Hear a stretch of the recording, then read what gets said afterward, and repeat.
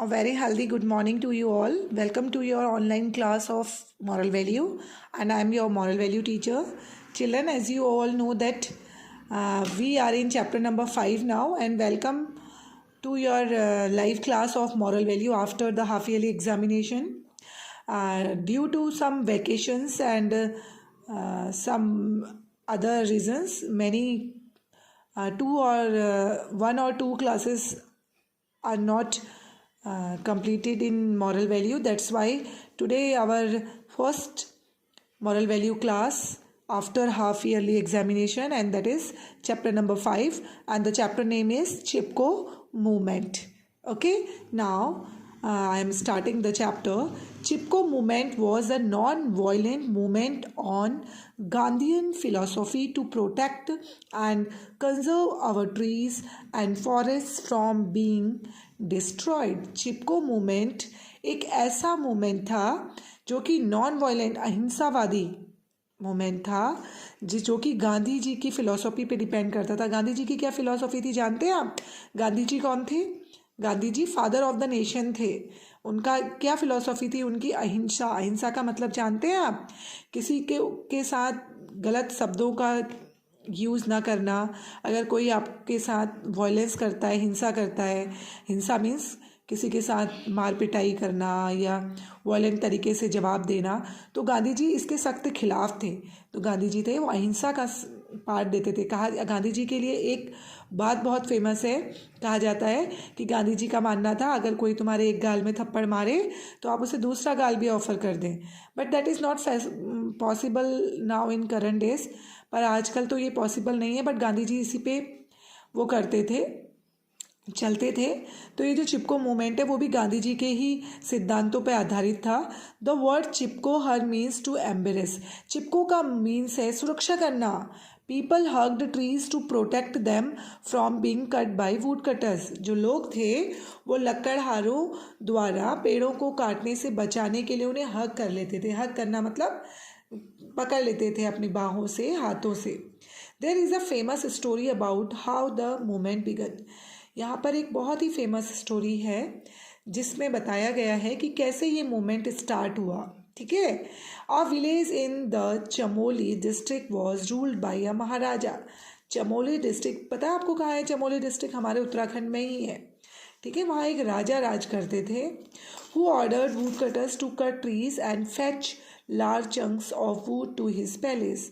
उसने अपने राज्य के जो वुड कटर्स थे, वुड कटर मीन्स लकड़हारे, उनको आदेश दिया कि वो पेड़ों को काटकर बड़े बड़े लकड़ी के जो गुटके होते हैं ना, बीच से पीसेस, उनको लेकर महल में आए। अ गर्ल अमृता देवी, वैसे ये गौरा देवी के नाम से फेमस है, इसमें अमृता देवी दिया गया है जो जिन्होंने चिपको मूवमेंट को अप्रिशिएट और आगे बढ़ाया था। पर यहाँ पे अमृता देवी दिया हुआ है। That's why I am explaining by this name. Along with few other women jumped and hugged the trees and said that they would have to cut them first. जब वो लोग उस गांव में आए पेड़ काटने के लिए, अमृता देवी और कुछ औरतों ने पेड़ों को हग कर लिया, पकड़ लिया और कहा कि आपको इन पेड़ों को काटने से पहले हमें काटना होगा, नहीं तो हम इन पेड़ों को नहीं छोड़ेंगे। The wood cutters were helpless.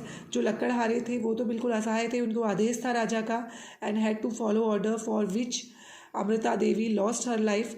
उन राजा के आदेश का पालन करते हुए अमृता देवी को भी रास्ते से हटा दिया, और अमृता देवी जो थी उन्होंने अपनी लाइफ का सेक्रीफाइस कर दिया।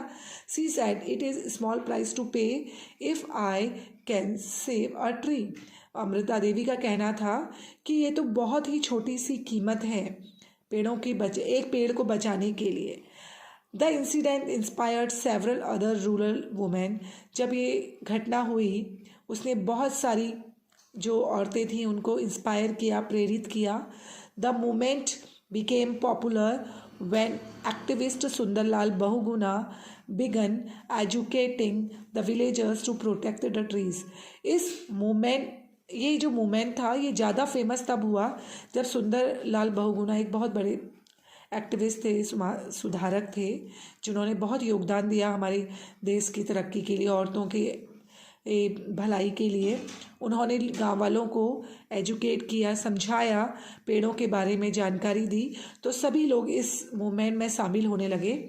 ही even appealed to our prime minister Mrs Indira Gandhi to ban deforestation.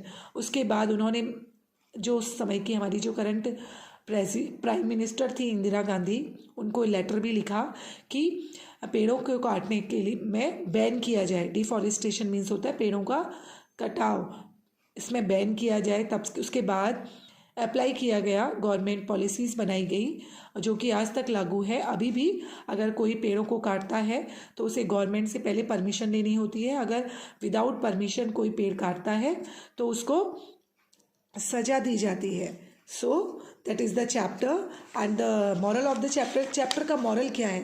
The trees are very precious for us. क्यों है ट्रीज हमारे लिए प्रीसियस? क्योंकि हमें पेड़ों से बहुत सारी चीज़ें मिलती हैं। द लाइफ ऑक्सीजन, जो लाइफ गिविंग गैस है जिसे हम सांस लेते हैं, ऑक्सीजन, वो हमें पेड़ों से ही मिलती है। फ्रूट है, फर्नीचर है, बहुत सारी चीज़ें हैं जो कि हमें पेड़ों से मिलता है। And we can not live without trees. Trees के बिना हम नहीं जीवित रह सकते। That's why the trees are very important. So that is the moral of the chapter. The trees are our true friends and without trees we can not survive. Okay, so we can preserve and protect the trees. Okay, we should not cut trees. That is the moral of the chapter. And the next video we will do the exercise and the question answers of this chapter. Till then you have to understood and listen the video carefully, and then we will do the exercise. Till then, stay home and safe. Have a nice day.